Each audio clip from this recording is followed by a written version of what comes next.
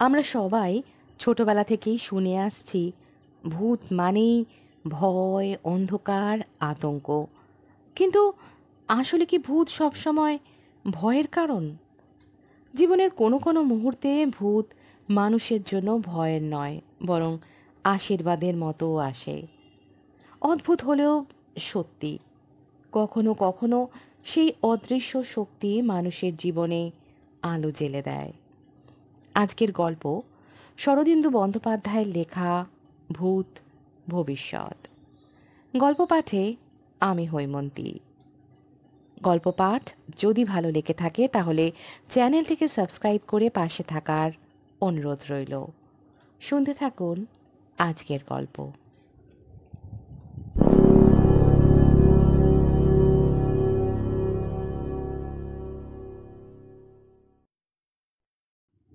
গভীর রাত্রে টেবিলের ওপর ঝুঁকিয়া বসিয়া উপন্যাসখানা লিখিতেছিলাম।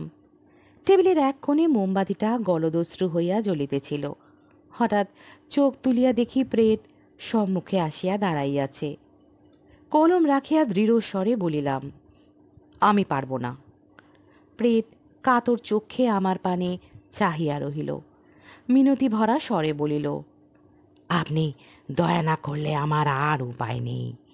মেয়েটা নষ্ট হয়ে যাবে। পাড়ার ছোড়াগুলো তার পেছনে লেগেছে। প্রেতের কণ্ঠস্বর ঘষা ঘষা। গ্রামাফোন রেকর্ডে গান শুরু হইবার আগে যেরূপ শব্দ হয় অনেকটা সেই রকম। আমি বিরক্ত হইয়া বলিলাম, তা আমি কি করব? আপনি অন্য কারুর কাছে যান না। প্রেত বলিল, আর কার কাছে যাব? সবাই চোর। আপনি দয়া করুন। ভূতের কথায় মনটা একটু নরম হইল। সত্য বটে, আমি দেনার দায়ে লুকাইয়া আছি, কিন্তু তবু চুরি যে করিব না এ বিশ্বাস ভূতেরও আছে। বলিলাম, আচ্ছা, আপনি ওই মেয়েটাকে কিংবা তার বাপকে আপনার কথা বললেই পারেন। তারা নিজের ব্যবস্থা নিজেই করবে, আমাকে কেন? প্রেত একটা গভীর নিঃশ্বাস ফেলিল। মোমবাতির শিখা একটু নড়িয়া উঠিল। সে বলিল, চেষ্টা কি করিনি? আমাকে দেখেই ভয় হাউ মাউ করে উঠল। তারপর বাড়িতে রোজা ডেকে ঝাড়িয়েছে। ওদিকে আমার আর যাবার উপায় নেই। রাত্রি প্রায় 12টা। আমি ফুৎকারে বাতি নিভাইয়া বিছানায় গিয়া শয়ন করিলাম। প্রেত সঙ্গে সঙ্গে আসিয়া তক্তপোষের পাশে বসিল। করুণ স্বরে বলিল, দয়া করুন, আপনার কল্যাণ হবে। বড় বিপদে পড়িয়াছি। আমি একজন সাহিত্যিক, বাজারে নাম হইয়াছে, কিন্তু নাম হইলেই সাহিত্য বাজারে টাকা হয় না। ফলে একদিন যাহারা বন্ধু ছিলেন তাহারা মহাজন হইয়া দাঁড়াইয়াছেন। আমাকে দেখিলেই মুখ ভার করেন কিংবা তাগাদা করেন। বন্ধুত্বের দাক্ষিণ্য যখন একেবারে শুষ্ক হইয়া গেল তখন স্থির করিলাম কলকাতা হইতে অন্তত কিছু দিনের জন্য গা ঢাকা দিব। ভাগ্যক্রমে একজন প্রকাশক একটি উপন্যাস লেখার বরাত দিলেন। কিছু দাদনও আদায় করিলাম। সেই দাদনের টাকা লইয়া কলিকাতা হইতে সরিয়া পড়িয়াছি এবং পশ্চিমবঙ্গের একটি শহরে জীর্ণ খোলার ঘর ভাড়া লইয়া বাস করিতেছি। উপন্যাস শেষ না হইলে বাড়ি ফিরিব না। আমার খোলার ঘরের জানালা ভাঙা, খাপড়ার ছাউনিও নিরবচ্ছিন্ন নয়। আসবাবের মধ্যে কীট দংশ, তক্তপোষ, নড়বড়ে টেবিল ও একটি টুল। যিনি ঘরটি ভাড়া দিয়েছেন তিনি পাশেই পাঁচিল ঘেরা মস্ত বাড়িতে থাকেন। মহাজনী কারবার আছে। এই জগতে মহাজনী কারবার কিংবা পুস্তক প্রকাশকের ব্যবসা না করিতে পারিলে বাঁচিয়া সুখ নাই। মহাজন নিকুঞ্জবাবুর চোখ দুটি বড় সন্দিগ্ধ। 1 মাসের ভাড়া আগাম লইয়া থাকিতে দিয়াছেন। অল্প দূরে একটি সস্তা ভোজনালয় আছে, সেইখানেই আহারাদির ব্যবস্থা করিয়াছি। প্রথম 3 দিন বেশ নির্বিঘ্নে কাটিয়া গেল। উপন্যাস শুরু করিয়া দিয়াছি। খোলার ঘরে যে উপদেবতার যাতায়াত আছে তাহা জানিতে পারি নাই। চতুর্থ দিন রাত্রে আলো নিভাইয়া শয়ন করিলাম। আমার অভ্যাস, বিছানায় শুইয়া একটি বিড়ি সেবন না করিলে নিদ্রা আসে না। দেশলাই জালিতেই চোখে পড়িল কি একজন তক্তপোষের পাশে বসিয়া আমার পানে এক দৃষ্টে চাহিয়া আছে, দুটা আগ্রহ ভরা চোখ। চমকিয়া বলিয়া উঠিলাম, কে? সঙ্গে সঙ্গে মূর্তিটা মিলাইয়া গেল। আবার দেশলাই জ্বালিলাম, কেহ নাই। ভাবিলাম ভুল দেখিয়াছি। অনেকক্ষণ ধরিয়া লিখিলে এমন হয়, চোখের ভ্রান্তি। বিড়ি পান করিয়া ঘুমাইয়া পড়িলাম। আমার স্নায়ু দুর্বল নয়, ভূতের ভয় করি না। ভূত থাকে থাক, তাহাকে ভয় করিবার কোনো কারণ নাই। ভূতের চেয়ে মানুষকেই ভয় বেশি। পরদিন সকালে রাত্রির কথা আর মনেই রহিল না। সারাদিন উপন্যাস লিখিলাম। উপন্যাসে প্রেমের প্রগতি দেখাইতেছি। আমার হিরো একেবারে নিম্নতম স্তর হইতে আরম্ভ করিয়াছে। এক ম্যাথর কন্যার প্রতি অবৈধভাবে আকৃষ্ট হইয়া তাহাকে পৈশাচ বিবাহ করিবার চেষ্টা করিতেছে। কাহিনী বেশ জমিয়া উঠিয়াছে। তারপর রাত্রে যথারীতি তক্তপোষে শয়ন করিয়া বিড়ি সেবনপূর্বক ঘুমাইবার উপক্রম করিলাম, কিন্তু ঘুমাইতে হইল না। হঠাৎ চটকা ভাঙিয়া শুনিলাম, ঘষা ঘষা গলায় কে বলিতেছে, ঘুমলেন নাকি? অন্ধকারে কিছু দেখা গেল না, কিন্তু মনে হইল যিনি প্রশ্ন করিলেন তিনি তক্তপোষের পাশে বসিয়া আছেন। কিছুক্ষণ নীরব থাকিয়া বলিলাম, আপনি কে? উত্তর হইল, কি বলে পরিচয় দিই? যখন বেঁচে ছিলাম তখন নাম ছিল নন্দদুলাল নন্দী। বলিলাম, খাসা নাম, আপনি তাহলে প্রেত? প্রেত বলিল, হ্যাঁ, কিন্তু আপনি ভয় পাবেন না, আমার কোনো বদ মতলব নেই। আমি একটা হাই তুলিয়া বলিলাম, বদ মতলব থাকলেও আপনি আমার কোনো অনিষ্ট করতে পারবেন না। আপনি তো হাওয়া, তবে আমি ভয় পেয়ে নিজে নিজের অনিষ্ট করতে পারি বটে। প্রেত নিঃশ্বাস ফেলিয়া বলিল, তা বটে। মনে পড়িল দেশলাইয়ের বাক্সটা মাথার শিয়রেই আছে। সেই দিকে হাত বাড়াইয়া বলিলাম, আমার সঙ্গে কিছু দরকার আছে কি? প্রেত বলিল, দরকার এমন কিছু নয়, কথা কইবার লোক পাই না, আপনি স্বজাতি, তাই। দেখিলাম প্রেতের অবস্থা আমারই মতো, সম্ভবত বন্ধুদের নিকট টাকা ধার লইয়াছে। বিছানায় উঠিয়া বসিয়া দেশলাই জ্বালিতে উদ্যত হইয়াছি। সে বলিল, দেশলাই জ্বালবেন না। কেন, আপনার আপত্তি আছে? হঠাৎ আলো জ্বললে একটু অসুবিধা হয়। তবে থাক, কাল আপনার চেহারাটা লহমার জন্য দেখেছিলাম, ভালো ঠাহর করতে পারিনি। তা থাক। কিছুক্ষণ চুপচাপ ভাবিলাম, বেচারা কথা কইবার লোক পায় না, স্বজাতি পাইয়া আলাপ করিতে আসিয়াছে। আমার কিছু বলা কহা দরকার। আপনি কি কাছে পিঠে কোথাও থাকেন? পাশে পাঁচিল ঘেরা বাগানে পুরনো নিম গাছ আছে, তাতেই থাকি। তাই নাকি? আপনিও নিকুঞ্জবাবুর ভাড়াটে? কত ভাড়া দিতে হয়? প্রেত রসিকতা বুঝিল না, বলিল, বাড়ি বাগান একদিন আমারই ছিল, আমার প্রপৌত্রের কাছে নিকুঞ্জপাল কিনেছে। বটে, আপনার প্রপৌত্র বেঁচে আছেন বুঝি? হ্যাঁ, তার অবস্থা বড় খারাপ হয়ে গেছে। প্রপৌত্র? তাহলে আপনি আন্দাজ ৮০-৯০ বছর আগে ছিলেন। সিপাহী যুদ্ধের সময় আমি ছিলাম, মুচ্ছন্দির কাজে পয়সা করেছিলাম, ভেবেছিলাম ৭ পুরুষ বসে খাবে, কিন্তু। প্রেতের কথা শেষ হইল না। আমি অভ্যাসবশত অন্যমনস্কভাবে একটি বিড়ি মুখে দিয়া ফস করিয়া দেশলাই জ্বালিলাম। প্রেতের ত্রস্ত চকিত চেহারাখানা ক্ষণেকের জন্য দেখা গেল, তারপর সে হাওয়ায় মিলাইয়া গেল। আবার হয়তো আসিবে ভাবিয়া কিছুক্ষণ বসিয়া বিড়ি টানিলাম, কিন্তু প্রেত আর আসিল না। তারপর কয়েক রাত্রি তাহার দেখা পায় নাই।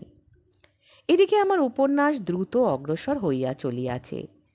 হিরো এখন এক রজক কন্যার কৌমার্যহানির উদ্যোগ করিতেছে। এরপর আসিবে গোপকন্যা। স্থির করিয়াছি এইভাবে ধাপে ধাপে তুলিয়া হিরোকে এক চিত্রাভিনেত্রীর সহিত বিবাহ দিয়া ছাড়িব। উপন্যাসের নাম রাখিয়াছি স্বর্গের সিঁড়ি। সেদিন রাত্রে আহারাদির পর বাতি জ্বালিয়া লিখিতে বসিয়াছিলাম। খুব মন লাগিয়া গিয়াছিল। সময়ের হিসাব ছিল না। মনোজগতে নিরঙ্কুশ ভ্রমণ করিতে করিতে হঠাৎ পা পিছলাইয়া স্থূল জগতে ফিরিয়া আসিলাম। দেখি টেবিলের অপর পারে দাঁড়াইয়া প্রেত মিটি মিটি হাসিতেছে। আজ প্রেতকে প্রথম ভালো করিয়া দেখিলাম। সূক্ষ্ম মূর্তি, তবু চেহারার মধ্যে অস্পষ্টতা কিছু নাই। গায়ে ফিতা বাঁধা মির্জাই, মেটে মেটে রং, সরু পাকানো গোঁফ, চোখ দুটি সজাগ ও প্রাণবন্ত। বয়স আন্দাজ 55। নিতান্তই সেকেলের বাঙালি চেহারা। প্রেত বলিল, কি লেখে না তো? বলিলাম, উপন্যাস। সে কাকে বলে? আমাদের সময় তো ছিল না। উপন্যাস কি তাহা বুঝাইয়া দিলে প্রেত সাগ্রহে বলিল, ও গোলে বকাওলির গল্প, রূপ কথা। তা বলুন না শুনি। সংক্ষেপে গল্পটা বলিলাম। শুনিয়া ভূত বলিল, ছি ছি। বলিলাম, ছিছি বললে চলবে কেন? এ না হলে বই কাটে না। যা হোক, কদিন আসেননি যে? প্রেত বলিল, আপনি অদ্ভুত লোক। অন্য লোক ভূত দেখলে আতকে ওঠে, আপনি গ্রাহ্যই করেন না। বলিলাম, সে রাত্রে আচমকা দেশলাই জেলেছিলাম, তাই রাগ হয়েছিল বুঝি? রাগ নয়, চমকে গিয়েছিলাম। চমকে গেলে আর শরীর ধারণ করা যায় না। খাতা টানিয়া লইয়া বলিলাম, আচ্ছা, আজ আপনি আসুন, পরিচ্ছেদটা শেষ করতে হবে।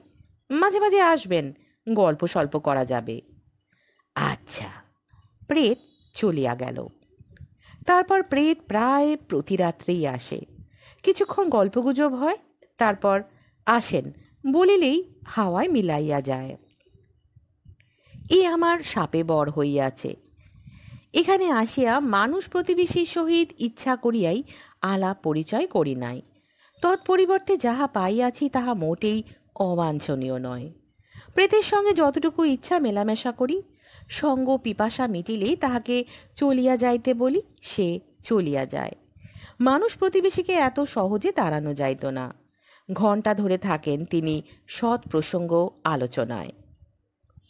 আমার ভূতই ভালো। একদিন ভূত জিজ্ঞাসা করিল, আচ্ছা, আপনি সংসার করেছেন?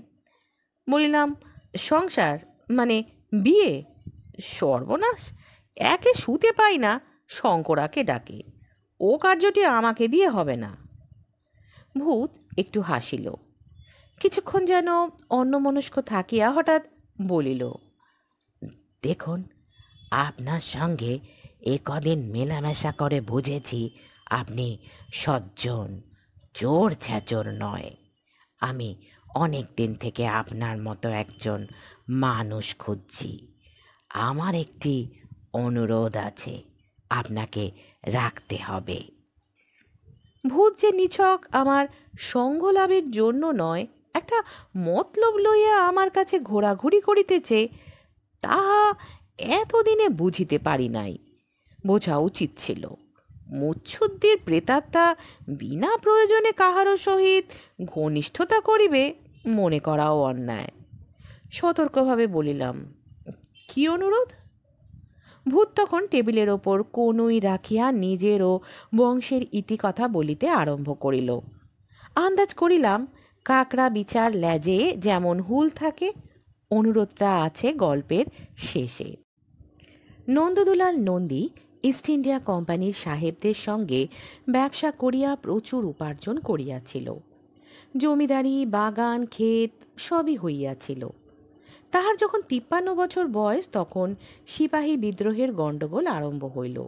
এদিকে যুদ্ধ বিগ্রহের সম্ভাবনা বিশেষ ছিল না, কিন্তু যাহার টাকা আছে তাহার আশঙ্কার শেষ কোথায়। একদা গভীর রাত্রিকালে নন্দদুলাল একটি পিতলের ঘটিতে 100 মোহর পুড়িয়া বাগানের নিম গাছ তলায় পুঁতিয়া রাখিল। আর সবই যদি যায়, 100 আকবরী মোহর তো বাঁচিবে। হাঙ্গামা এদিকে আসিল না বটে, কিন্তু অরাজকতার সময় হঠাৎ একদিন নন্দদুলালের বাড়িতে ডাকাত পড়িল। নন্দদুলালের হৃদযন্ত্র দুর্বল ছিল, সে বেবাক হার্টফেল করিয়া মারা গেল। ডাকাতেরা লুটপাট করিয়া চলিয়া গেল। তারপর ক্রমে দেশ ঠান্ডা হইল, শান্তি শৃঙ্খলা ফিরিয়া আসিল। নন্দদুলাল হিসেবি লোক ছিল, তাই তাহার আমলে চাল বেশি বাড়িতে পায় নাই। তাহার পুত্র যশোদা দুলালের আমলে বাবুয়ানি বাড়িল।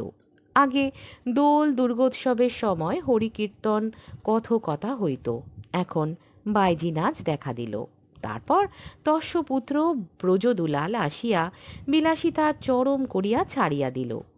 জুতায় মুক্তার ঝালর লাগাইয়া, বাইজির পল্টন পুষিয়া, 100 টাকার নোটের ঘুড়ি উড়াইয়া সে যখন পৃথিবী হইতে বিদায় লইল, তখনও লক্ষ্মীও বিদায় লইল। বাকি আছে শুধু বাগান ঘেরা বাড়িখানা। ব্রজদুলালের পুত্র গোপীদুলাল নিরীহ মানুষ, বাপের ভুক্তাবশিষ্ট এঁটো পাতায় যতদিন পারিল চালাইল। শেষ পর্যন্ত তাহাকে বাড়ি বিক্রয় করিতে হইল। তারপর গত 20 বছর ধরিয়া গোপীদুলাল বাড়ির বিক্রয় মূল্য লইয়া এবং সামান্য কাজকর্ম করিয়া অতি দীনভাবে সংসার চালাইতেছে। তার স্ত্রীর মৃত্যু হইয়াছে। একমাত্র কন্যার বয়স 21, কিন্তু এখনো তাহার বিবাহ দিতে পারে নাই। উপরন্তু কয়েক বৎসর যাবৎ তাহাকে দুরন্ত হাঁপানি রোগে ধরিয়াছে।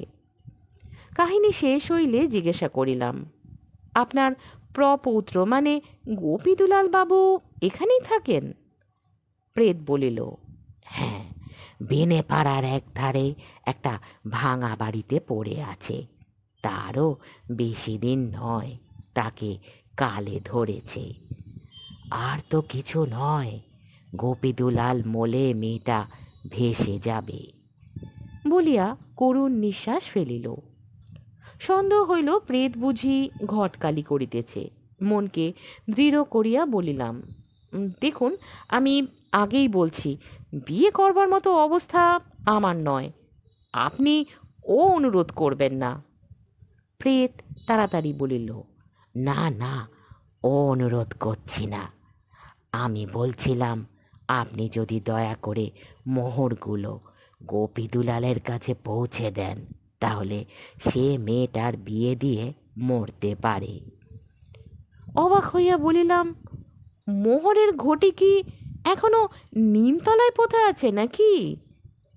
প্রেত বলিল, হ্যাঁ, মরার আগে কাউকে বলে যেতে পারলাম না। যেমন পুঁতেছিলাম তেমনই পোতা আছে, তাই তো নিম গাছ ছাড়তে পারি না। কিছুক্ষণ স্তম্ভিত হইয়া বসিয়া রহিলাম। আশ্চর্য এই যে ভূতের কথায় তিলমাত্র অবিশ্বাস জন্মিল না। 100 আকবরী মোহর। আকবরী মোহরের দাম কত জানি না, কিন্তু বর্তমানকালে 100 মোহরের দাম 10,000 টাকার কম হইবে না। ক্ষীণ কণ্ঠে বলিলাম, এত সোনা, এর দাম যে অনেক। ভূত বলিল, সেই জন্যেই তো কাউকে বিশ্বাস করতে পারি নে। এক আপনিই ভরসা। চমকিয়া উঠিলাম, আমি আমি কি করব? ভূত মিনতিস্বরে বলিল, ঘটিটা ঘুরে বার করতে হবে, বেশি করতে হবে না, হাতখানে করলেই পাওয়া যাবে। কিন্তু খুঁড়বে কে? আমি? ভূতের চক্ষু নীরবে অনুনয় জানাইল। আমি চটিয়া বলিলাম, বেশ ভূত তো আপনি। ও বাগান এখন নিকুঞ্জ পালের দখলে, সে আমাকে খুঁড়তে দেবে কেন? আর আমি বা তাকে বলবো কি? বলবো, মশাই, আপনার বাগানে মোহর পোতা আছে, তাই খুঁড়তে এসেছি। ভূত বলিল, না না, আপনি দিনের বেলা যাবেন কেন? দুপুর রাত্রে চুপি চুপি পাঁচিল ডিঙিয়ে নিম গাছটা বাড়ি থেকে অনেক দূরে, বাগানের এক কোণে। রাত্রে বাগানে কেউ থাকবে না। আমি বিড়ি ধরাইবার উপক্রম করিয়া বলিলাম, মাপ করবেন, আমার দ্বারা হবে না। রাত্রিবেলা পরের বাগানে যদি ধরা পড়ি, ঠ্যাঙে দড়ি পড়বে। নিকুজ্জ পাল এমনিতেই আমাকে সন্দেহের চোখে দেখে, আমি পারবো না। দেশলাই জ্বালিলাম। তারপর কয় রাত্রি উপর্যপরি ভূতের সঙ্গে ঝোলাঝুলি চলিল। আমি অটল, ভূতও নাছোড়বান্দা। আমি যত বলি পারবো না, ভূত ততই বলে, দয়া করুন। যে রাত্রি দৃশ্য লইয়া আরম্ভ করিয়াছি তাহার পরও কয়েক রাত্রি কাটিয়া গেল। হঠাৎ দেশলাই জ্বালিয়া ভূতকে তাড়াইবার চেষ্টা করিলাম, কিন্তু ভূতের এখন দেশলাই অভ্যাস হইয়া গিয়াছে। কিছুক্ষণের জন্য অদৃশ্য হইয়া গেলেও আবার ফিরিয়া আসে এবং কাতর কণ্ঠে বলে, দয়া করুন, সৎ বংশের মেয়ে নষ্ট হয়ে যাবে। আমার অবস্থা সঙ্গীন হইয়া উঠিল। রাত্রে ঘুম নাই, সারা রাত্রি ভূতের সঙ্গে তর্ক করিতেছি। উপন্যাস লেখা বন্ধ হইয়া গিয়াছে। একদিন মরিয়া হইয়া বলিলাম, বেশ, রাজি আছি, কিন্তু আমাকেও মোহরের ভাগ দিতে হবে। ভূত মুচ্ছন্দি, সে ক্ষণিক বিবেচনা করিয়া বলিল, বেশ, আপনি 5% দালালি পাবেন, 5খানা মোহর আপনার। তারপর আর না বলিবার উপায় রহিল না। 5খানা মোহর মানে 500 টাকা। 500 টাকার জন্য অতি বড় দুঃসাহসিক কাজ করিবেন না এমন সাহিত্যিক কয়জন আছেন? আমার দুঃখ এই যে বাকি 95টি মোহর হজম করিতে পারিব না। পেটের দায় কুৎসিত উপন্যাস লিখি বটে, কিন্তু চুরি করিতে পারিব না। তাছাড়া চুরি করিয়া যাইব কোথায়? নন্দদুলাল মুচ্ছন্দির হাত এড়াইব কি করিয়া? রাত্রি 2:30টার সময় প্রেতের অনুগামী হইয়া বাহির হইলাম। আকাশে কৃষ্ণপক্ষের এক ফালি চাঁদ ছিল।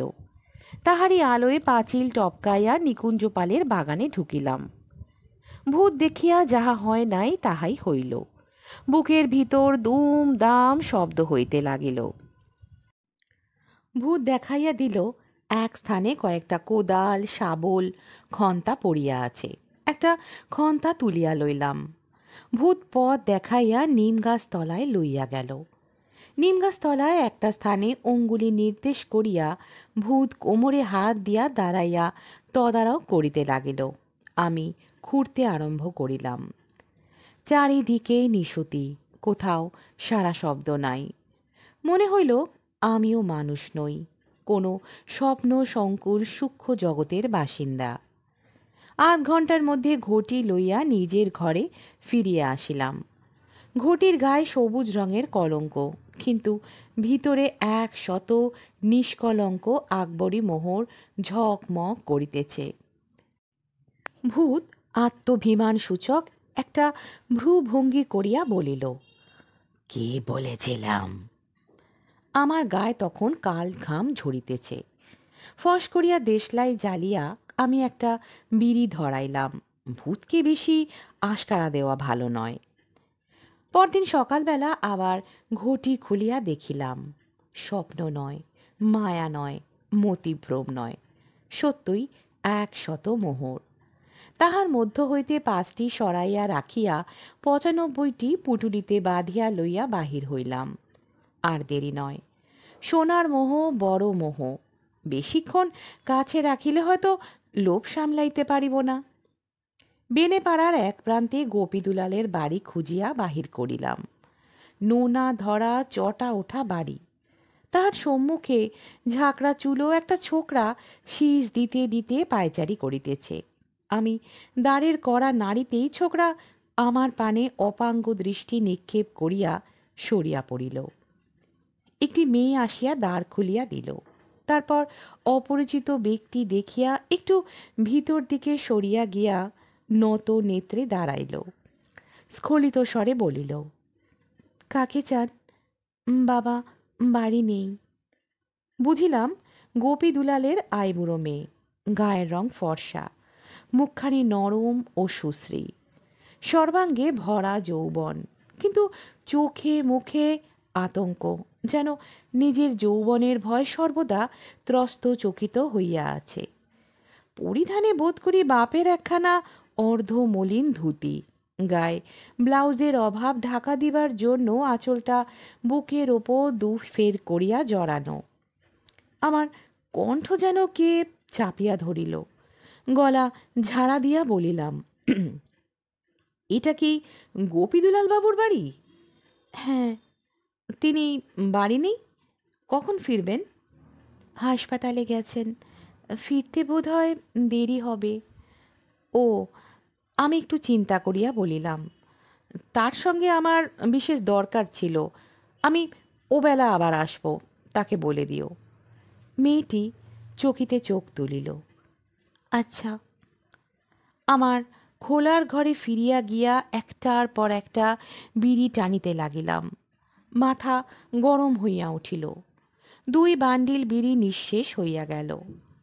ভয় চকিত যৌবন, দুঃসহ অসহায় যৌবন, আপনার মাংস হরিণীর বৈরী। ভূতের সঙ্গে পরামর্শ করিতে পারিলে ভালো হইত, কিন্তু ভূত দিনের বেলা আসে না। অপরাহ্নে আবার গেলাম। এবার দালালির মোহর 5টি লইয়া গেলাম। মেয়েটি দ্বার খুলিয়া দিল, বলিল, বাবার শরীর বড় খারাপ, দেখা করতে পারবেন না। কি দরকার আপনার? তাহার ঠোঁট কাঁপিয়া উঠিল। হঠাৎ জিজ্ঞাসা করিলাম, তোমার নাম কি? ত্রাস বিস্ফারিত চোখ তুলিয়া হ্রস্ব কণ্ঠে সে বলিল, কমলা। আমি বলিলাম, কমলা, তোমার বাবাকে বলো আমার কাছে তার কিছু টাকা পাওনা আছে, তাই দিতে এসেছি। দ্বারের ছায়ান্ধকার হইতে সে বিহবল চোখে আমার পানে চাহিল, তারপর ছায়ার মতো অদৃশ্য হইয়া গেল। কিছুক্ষণ পরে ফিরিয়া আসিয়া বলিল, আসুন। গোপীদুলাল বাবু বিছানায় অর্ধোপবিষ্ট হইয়া হাঁপাইতেছিলেন। অকাল বৃদ্ধ জীর্ণ মানুষ, চোখে উৎকণ্ঠা ভরা ক্লান্তি। আমি পাশে বসিলে বলিলেন, আপনাকে টাকা পাওনা আছে বলে মনে পড়ে না তো? আমি বলিলাম, টাকার কথা পরে বলবো, এখন আমার একটা প্রস্তাব আছে। আমি আপনার স্বজাতি, ভদ্র সন্তান, আপনার মেয়েকে বিয়ে করতে চাই। গোপীদুলাল দিশেহারা হইয়া গেলেন। আমি বিস্তারিতভাবে নিজের পরিচয় দিলাম। তাহার হাঁপানি যেন আরও বাড়িয়া গেল। শেষে বলিলেন, কমলার বিয়ে দিতে পারবো এই আশা আমার অতীত। আমার তো পয়সা নেই। আছে বই কি, এই যে, বলিয়া আমি পুটুলি খুলিয়া 100 মোহর তাহার সম্মুখে ঢালিয়া দিলাম। কমলাকে বিবাহ করিয়াছি। শ্বশুর মহাশয় কিন্তু টিকিলেন না, বিবাহের পর দিনই মারা গেলেন। আকস্মিক ভাগ্যোন্নতি তাহার সহ্য হইল না। কলকাতায় ফিরিয়া আসিয়া বন্ধুদের ঋণ শোধ করিয়াছি। পুস্তক প্রকাশকের ব্যবসা ফাদিবার আয়োজন করিতেছি। উপন্যাসখানা ছিঁড়িয়া ফেলিয়াছি। এবার একখানা রোম্যান্স ভরা ভদ্র উপন্যাস ধরিব, যাহা পড়িয়া কমলা লজ্জা পাইবে না। নন্দদুলালের সহিত আর একবার মাত্র দেখা হইয়াছিল। আমি বলিয়াছিলাম, কেমন, খুশি হয়েছেন তো? নির্লজ্জ প্রেত চোখ টিপিয়া মুচকি হাসিয়াছিল। দালালি একটু বেশি নিয়েছ বলিয়া অদৃশ্য হইয়া গিয়াছিল। ভূতের কৃপায় আমার ভবিষ্যৎ এখন বেশ উজ্জ্বল।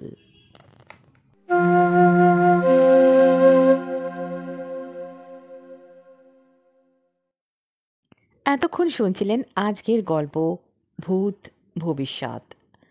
কেমন লাগলো গল্প অবশ্যই কমেন্ট বক্সে জানাবেন। যদি ভালো লেগে থাকে তাহলে গল্পটিকে লাইক করবেন, আপনাদের আত্মীয় পরিজন বন্ধুবান্ধবের মধ্যে শেয়ার করবেন এবং আমার এই চ্যানেলটিকে সাবস্ক্রাইব করে পাশে থাকবেন। আর হ্যাঁ, নোটিফিকেশন বেলটা অবশ্যই অন করবেন, যাতে আমি যখনই কোনো নতুন গল্প দেব আপনারা জানতে পারবেন। আজকের মতো এখানেই বিদায় নেব। ফিরে আসবো আবারও একটি নতুন গল্পের সাথে। ভালো থাকবেন, সুস্থ থাকবেন।